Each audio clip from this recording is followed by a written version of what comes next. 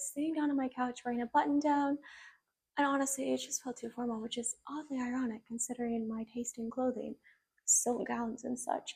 But anyway, we're going to do this a lot more casual chit chat. We're going to talk about why my brand and other emerging brands cost so much. I get asked this question all of the time because a lot of people assume our prices should be lower because we're not established names. We're not Dior or Chanel. You're not buying the label. And yet we have some higher price points. So this video is just going to be a deep dive into why that is. Now, if you do not already know my face, I am the founder, designer, and CEO of Kenzie K. It's a luxury fashion brand that I established and is located and entirely made here in New York City. This is our studio. Isn't it cute? I love it. Core values of my brand begin with quality, making women feel super happy when they put on the clothes. We want that full princess effect when they put it on. And then, of course, thirdly, then bringing dreams to reality. And that is it. That is Kenzie K. So without further ado, let's get into why the prices are around $170 to $670.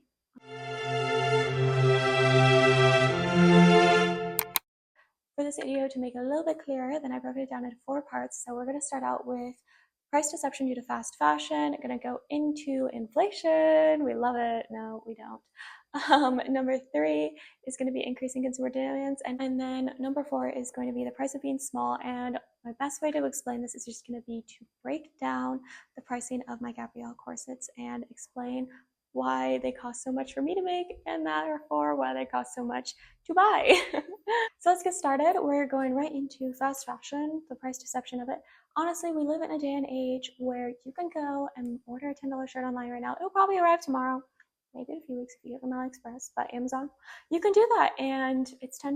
You can also walk into H&M, find a $30 top. Low prices are so easily accessible these days that people are used to seeing them. And honestly, the true value and price of basic clothing in people's minds has really been convoluted by these low prices, and that they think that it's okay, there's a shirt that's $30. How could a shirt that's priced at $300 when there's a $30 one not just be a huge markup? Honestly, these low prices seem to make people think that when a brand charges more, then they're just being greedy and adding an extra margin for their own personal benefits. Spoiler, we're not, I promise. Now, we won't go deep into the side of fast fashion today. I highly suggest watching the documentary, The True Cost. It really breaks down who's actually sacrificing, who's really paying for those low prices of fast fashion, and what really must be sacrificed to achieve those low prices that fast fashion is really known for. Just think, honestly, a $30 top, it has to touch the fabric weaver, the fabric dyer, the silence here. 1 second. So it has to be touched by a fabric dyer, a fabric weaver, a fabric cutter, a pattern maker, a sample maker, someone to make the tag back, someone to make the marker, someone to actually sew it together, someone to iron it, someone to fulfill it, someone at the sales point. All of these things and more must be touched. And so $30 to compensate all those people is kind of insane, because honestly, who they're sacrificing, because the company also must make some to cover their overhead. And so overall, it's illogical how they can be doing that without cutting some pretty major corners and sacrificing the environment as well as the quality of human life to make those low prices. So to summarize, people are surrounded by easily accessible, low-priced items all the time, which makes us think prices overall and the value of clothing is lower than the high price points you might see from an emerging brand like my own. Sort of messes with your mind a little bit. Now, this next one we do see every day, inflation. We don't love it. So post-COVID, prices have gotten insane for making clothing, honestly, and the shipping prices too. Most stuff, most notions like zippers, boning, etc., they're all made in Asia. And shipping prices right now from Asia, a small box of bulk items can cost in the hundreds. And when you're a small brand, you can't get the decreased prices that you get when you order large quantities like big brands do. And so we're getting higher price points because, of course, inflation has gone up, raising the price of the goods that we need to make the clothes. Then come to us with those higher prices. So then naturally we have to raise our prices to cover that. And prices are at such an all-time high. It's honestly insane. And then adding the shipping on top of that, it's really crazy right now to get stuff made. That is one of the reasons why most materials are made in the US as well as Europe. Our buttons are made in Europe. And I mean, in a day and age where it's hard for me to go to the grocery store to get eggs that are under $10, then honestly, I think clothing prices too should be expected to be going up, which I have certainly noticed in store at the mall. And honestly, it makes me feel like my prices are not that bad when I go in there and I'll go to a normal shop that used to have lower price, let's say like Mango, and then you run across a $120 dress. I'm like, okay, maybe my prices aren't so bad because those are all made in the same places that our clothes are. So to summarize, all the materials that we need to make clothing, their prices have gone up, as well as the shipping to get them over here has also gone up, which means our clothing prices among many other brands have also gone up, which is a little bit sometimes hard to see because there are so many fast fashion brands these days that have really cheap prices. Sometimes it doesn't look like the whole market is increasing just because there are so many emerging fast fashion brands that have super low prices, but overall prices of clothing are also going up, even though there's a lot of cheap options available. Now finally, we're on to increasing consumer demands. Consumers are more educated and careful of where they put their dollars these days than ever before, which is honestly wonderful because it does promote healthy shopping habits, probably moving a little bit more away from fast fashion and sort of trying to push that giant that just keeps on growing and taking over the industry. Consumers are demanding natural fibers, ethical labor practices, supporting local workers, and more, which is so great to see. In the last few years, there's been a major movement to make the fashion industry more ethical, more sustainable, and overall better. And honestly, we've heard so many people say that they are willing to pay higher prices for clothing that's made well, more sustainably, and with workers that were treated well and compensated properly. And you know what? We are seeing those higher prices now. And that is what my brand strives to do, and many other emerging brands, especially because we are the ones starting out. We want to do it right. We don't want to create another fashion brand damaging the environment. So a lot of emerging brands do put more of a focus on sustainability and ethical labor, which is great, but also it costs a lot more to properly compensate employees and to do stuff the sustainable way without cutting corners like fast fashion companies do, as well as without their huge discounts that they get for their large quantities, like literally insane quantities that they make. The amount of clothing, it's crazy. We're finally onto the section y'all have probably been waiting for, and that is why it costs so much to be small. The best way I can think to explain this is just to be completely transparent with my own brand's cost of production. And so we're going to break down exactly how much it costs to make a Gabrielle corset. This is also Gabrielle corset right here. And so let's just start out with materials. On the exterior, we have 100% silk Duchess satin, which costs us about $45. Then these straps are 100% silk charmeuse, same as our silk skirts. That costs us about $20 per corset. And then for the lining, we use a very breathable poly satin on the inside, and so that costs about $6 per corset. Then we have notions. So look at all of these. These are called grommets for the corset. We also use a poly boning, which I just find more comfortable than metal boning. It's also easier to take care of. And then we of course have the thread of it, and then in the back we have a little elastic ribbon that makes this adjustable, as well as buttons. So those are all the notions, and they come together for a price of about $11 per course. That means the total for materials for each Gabrielle corset is $82. Next up, we're going to be needing a marker. A marker is basically a brew point, and that is what we use to cut out the fabric from. We put it down, we stick the large knife through it.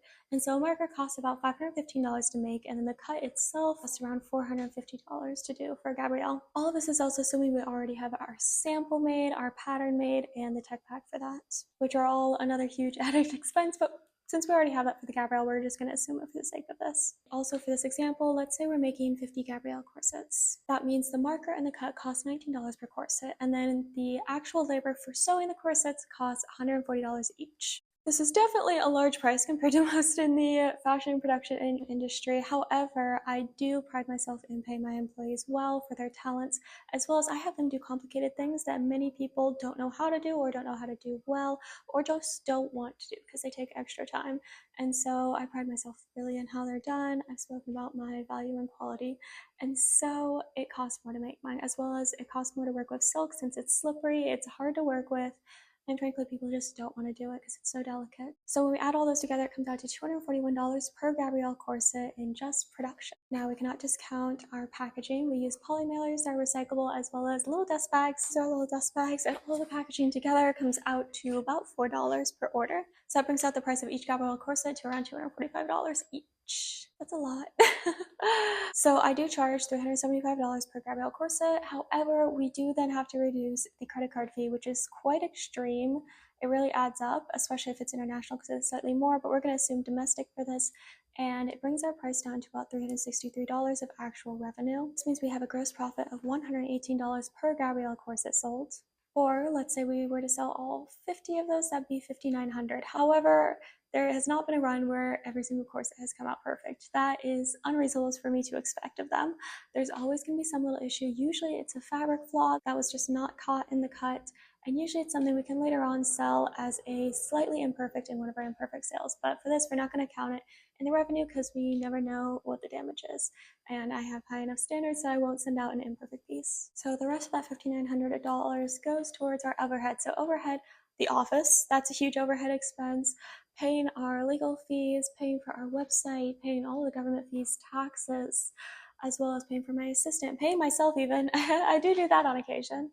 Even stuff like paying for our email, everything costs so much. The amount of overhead that you must absorb into your sales as a small brand is crazy, especially when you have low quantities, which we cannot take higher quantities. We are such a small team. To be able to make corsets at that quality takes a long time. To be able to carefully package each one also takes my team a lot of time. All of that is also assuming that we quickly sold all of the Gabrielles that we made, which I am lucky to have a very loyal customer basis, and my stuff often does sell out pretty quickly. So I'm very lucky for that, but there are some items that take a little bit longer to sell sometimes, more expensive ones. Like we still have some of the blazers in. It's summer. Those probably aren't going to sell till fall, honestly, because it is the summer. But when your margins are about 32% on a product, that means there's a little bit of a strain when it doesn't sell super fast. Now, this video is certainly not to discourage or complain about anything. I am so grateful to have the team that I do and to be able to have the client bases that I do as well to make this even possible, even if it's a slow growing due to I don't want to price out any of my loyal customers. I also don't want to sacrifice along the way any quality or any sustainable or ethical choices that I have made for my brand. I don't want to give those up to create a lower cost for me. If I'm being honest, I dream of having beautiful box packaging. I want you to open up your order and have there be just perfumed like blooming flowers on the inside. I want to hold big photo shoots with lots of other models to be able to show my clothes on many other body types, just many other people involved. I'd love to be able to meet my customers at more events and such and be able to do so much more for the brand and all of you. But I cannot do that at this moment. I do think growth currently is going to be very slow as well. So many people say, oh, you should just increase your quantities. Increasing my quantities is company. So the thing is, I entirely own the company. And so when I increase the quantities, that means I have to pay for it all up front. I don't love doing pre-order because there's always going to be a delay, and I hate disappointing customers because customer happiness is truly so important to me. But I am still growing my brand. I'm still figuring it out. And so we're going to see what this journey looks like along the way. I just want to be fully transparent about my own pricing and explain, maybe for some of the other emerging brands, why it costs so much to be a small brand in the fashion industry and why it's so hard to compete with those fast fashion companies that people see every single day. But I will continue to strive for even more better products. In fact, if you guys come back to my channel next Sunday, then we will be doing a collection reveal of my new collection. It's launching on July 7th at 11 a.m. Eastern. So make sure to check back next week on my channel to watch what those pieces are going to be. So excited to show you all, but thank you so much for watching. Bye.